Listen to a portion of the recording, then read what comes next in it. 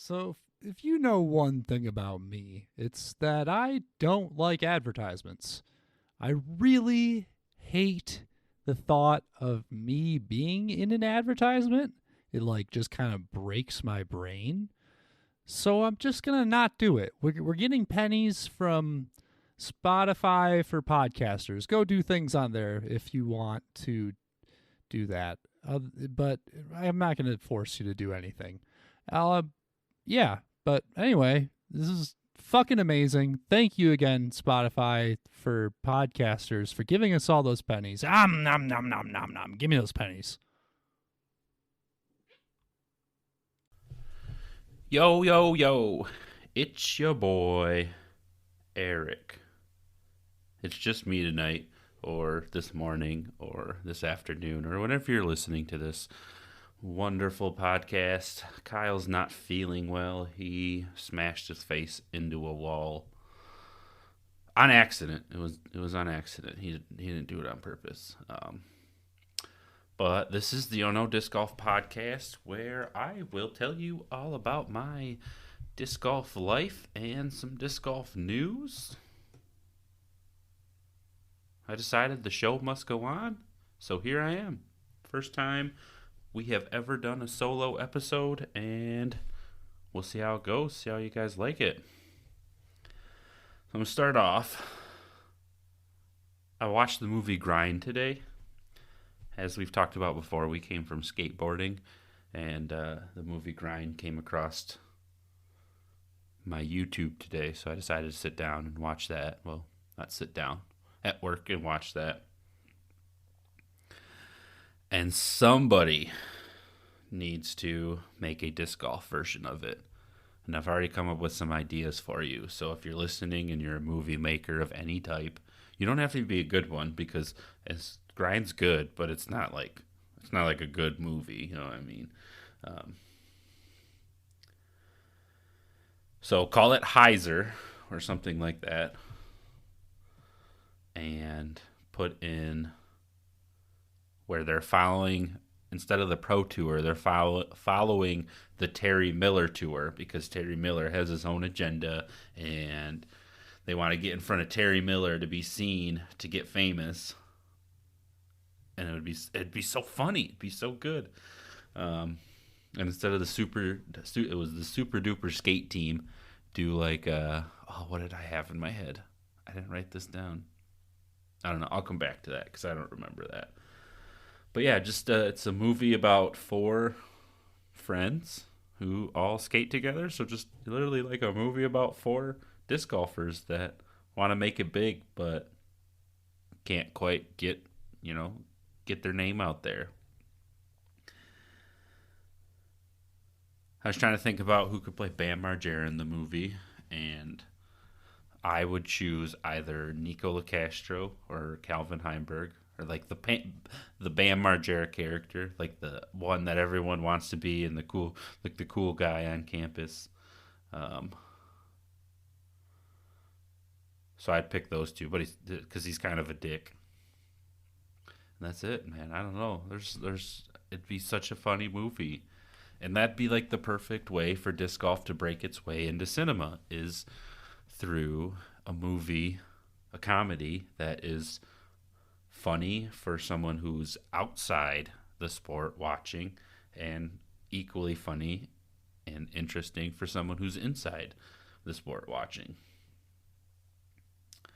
So yeah, Heiser, hopefully movie coming to the theater soon, or at least Netflix, all about disc golf.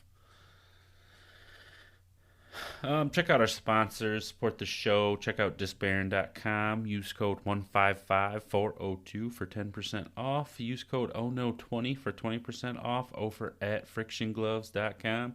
Use code ONO for free shipping on any item at our Teespring store. A lot of good stuff.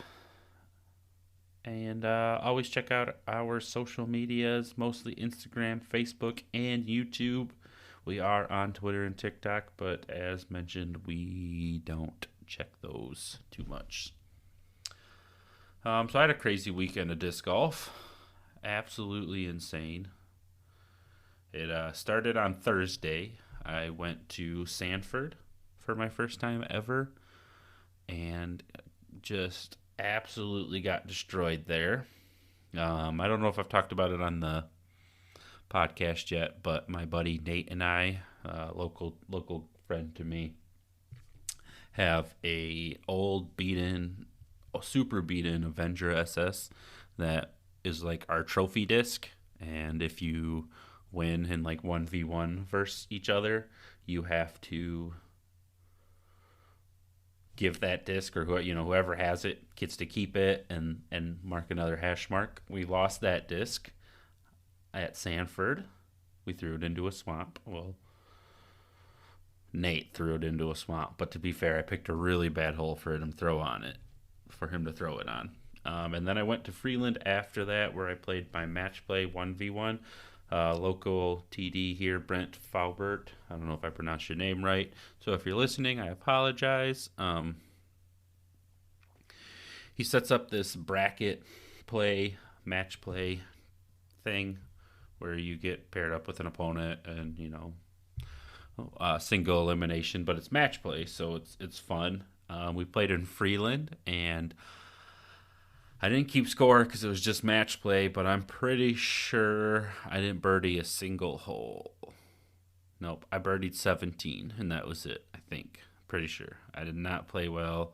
I couldn't putt. Disc golf felt so just like foreign to me, like holding any disc, whether it be a putter or a driver, mid-range, whatever. It's just like, it was like disc golf was a brand new thing. Like somebody just pulled me off the street and says, "Hey, you want to play disc golf?" It was just really weird. So it didn't go well. I lost. And I don't want you guys to think that my opponent played bad. He played really well. His name's Patrick Ensign, and he played great. He probably would have beat me even if I was on my game. But just that it was weird. And then on Saturday, I had a tournament in Wicks, so in Saginaw, and the course was flooded, like ankle deep water through the fairways, sometimes even deeper. Had to really change the course up for it. Again, this was Brent who put it on. Brent and Breaking Aces always put on great tournaments. They had Circle 1 marked with whiskers, so that's always cool. It's always fun to know exactly where you are. And I gotta say, 30 feet is somehow the shortest and longest distance that I'll ever deal with. It's crazy. Every time I step up to a 30-foot putt, it somehow is longer than I expected and shorter than I expected. It is just, it's wild to me.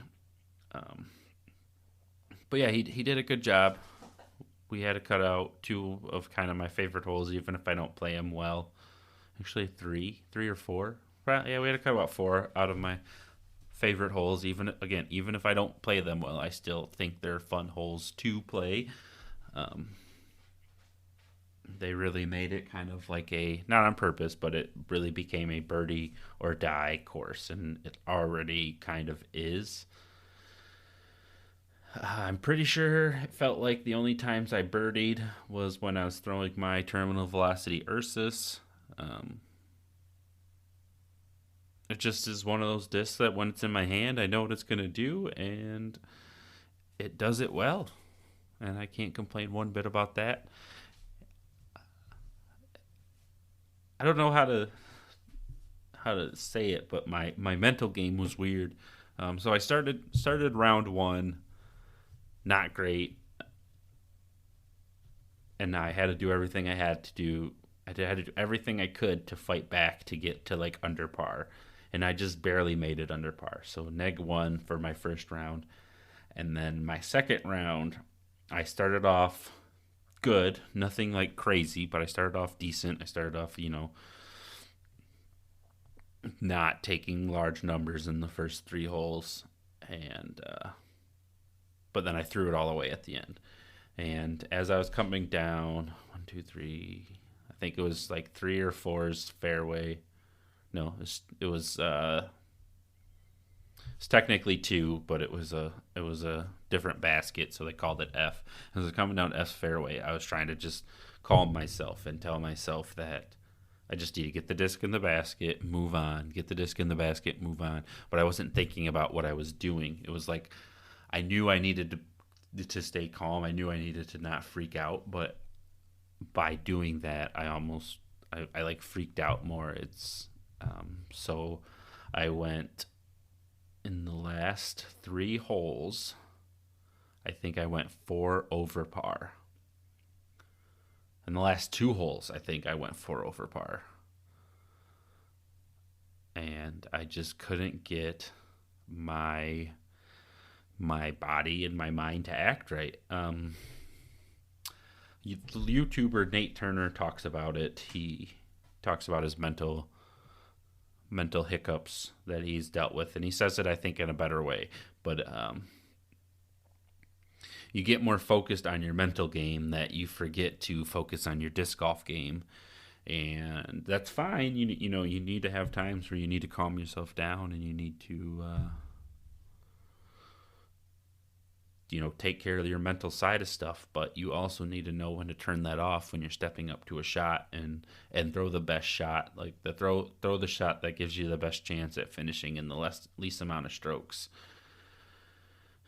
And that's what I did. My mind gave up and my body gave up. So, get them next time. Just gotta jump on the horse again and hope I play better next time. And then, finally, on Sunday, bringing my disc golf weekend to an end, my buddy Anthony and his family, shouts out to Suki Gang Disc Golf on Instagram, Link, and his 2 daughters, Seeing Double Disc Golf on Instagram. Errol and Eris started a traveling league for the local scene here, and we travel to anywhere about an hour and a half from us. So the first one was at Freeland, of course, that just kicked my ass. I mean, just really, it took my face and it rubbed my face in the dirt. It really did. It was tough. It was a tough day for me. And I came back on Sunday and I beat everyone at the league by 4 strokes. So it was nice to finally feel like I got my revenge. I didn't play like lights out by any means. There were still some shots I missed, but it was nice to get a win.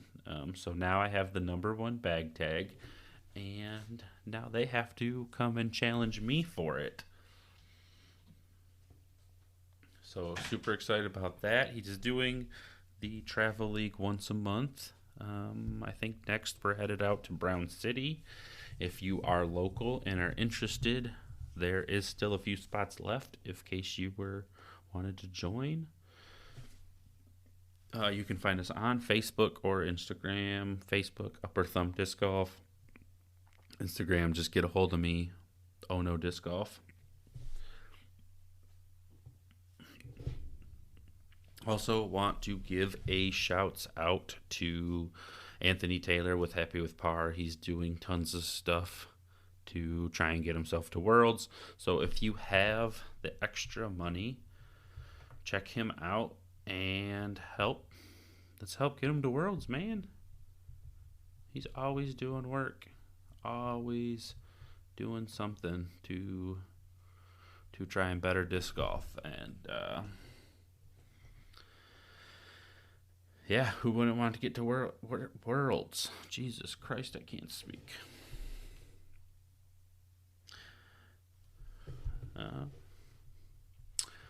And coming up this weekend, we have the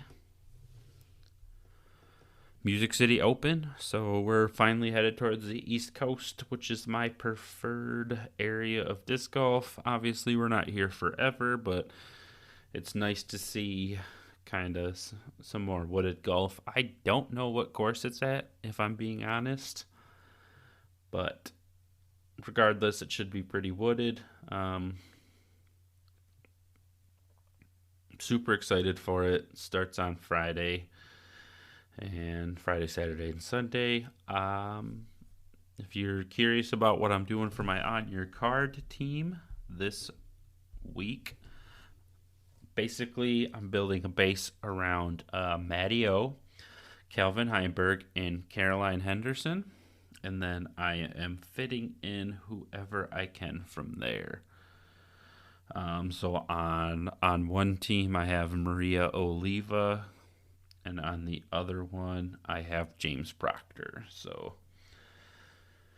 just I feel like that those are consistent people. I mean, Vinny's obviously consistent. Matty O's pretty consistent.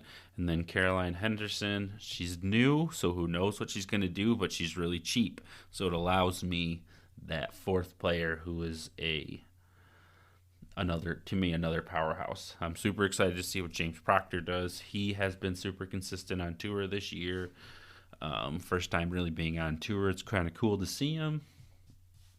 Another one of those people who, you talk to any disc golfer or any big disc golfer, they all know him. He's been a name that's been on tour not been on tour, but been out there for a while, and he's finally is trying his luck on tour. I also want to talk about Matty O. He now, for his last 2 tournaments he's played in, has had a total of a 17-stroke lead for winning. He has won his last tournament, which was the 30th Annual Mobile Championships in Alabama. He won that by 10 strokes, and he won the Tallahassee Open by 7. So I think he's got a good chance to come out and win the Music City Open. He's got to be flying high. He's got to be ready to kick some freaking ass. He just has to be, There's just no ifs, ands, or buts about it. If I had to guess for a female side, I'm just going to throw it out there and say Ohn Scoggins. Just because that's who I want to see. I want to see Ohn Scoggins win.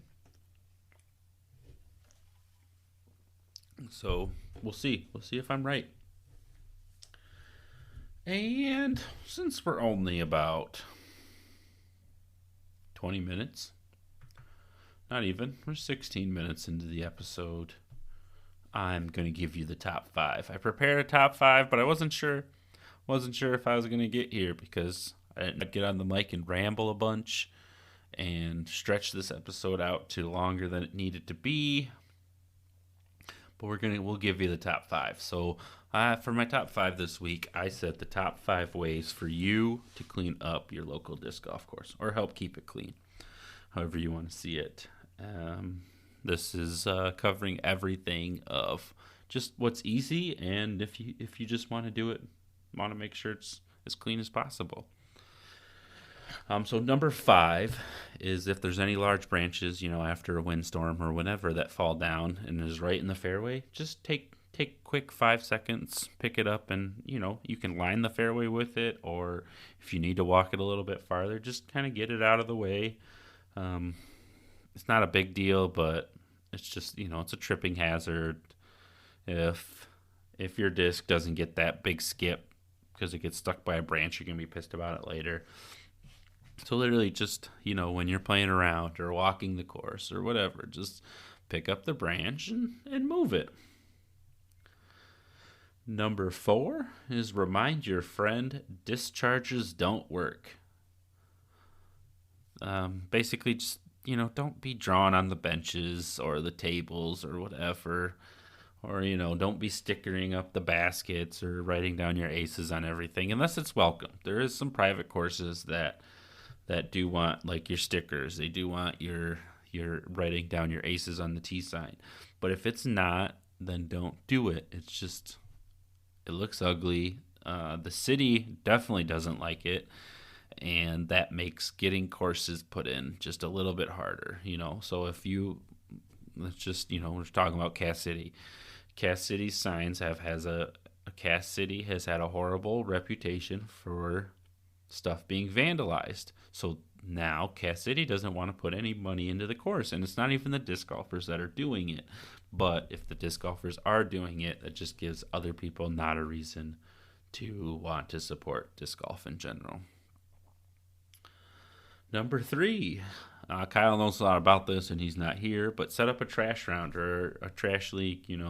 Just reach out to the local people, the local 20, however many people, and say, I want to get together once a month and we'll all bring bags and we'll clean up the course and then we'll play a round after. Maybe it can be for $5 or maybe it can be for bag tags or maybe it can just be for fun. It doesn't matter, but just put it out there, and at the very least, you're out there picking up a little bit of the trash. I'm sure you'll get at least 3-4 people out there, but at the very least, you did it, and you can feel better. You can go home and feel better about yourself, and you can get some of that good disc karma and get yourself an ace.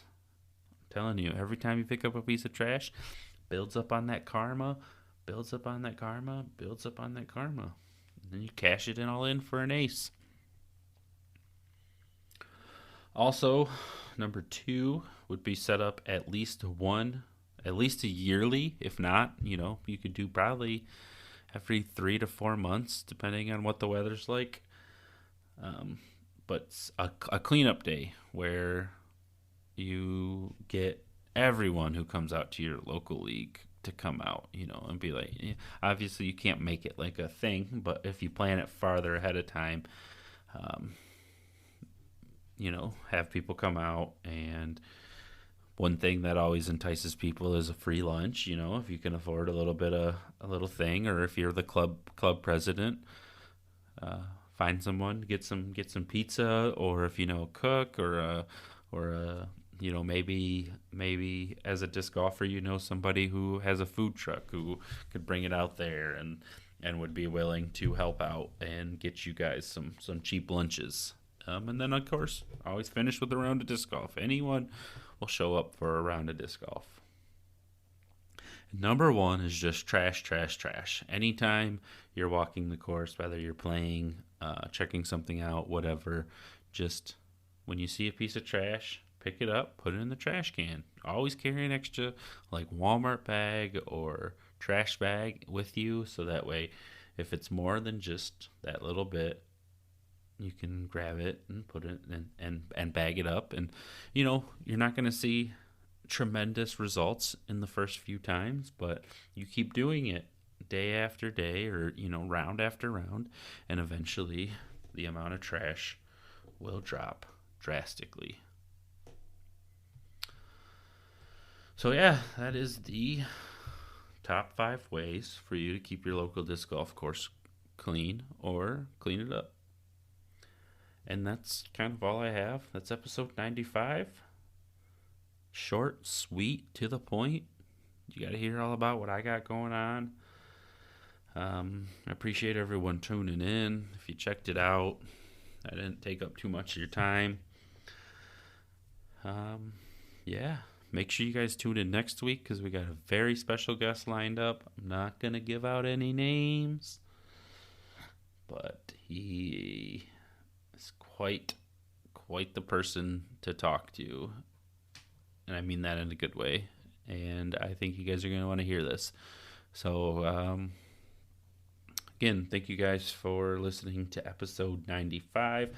We're only 5 away from 100. Super excited for that, and we will see you guys next week, and we'll catch you on the flip side. Sorry, I didn't mean that as a way to make fun of Kyle. It's weird signing off by myself.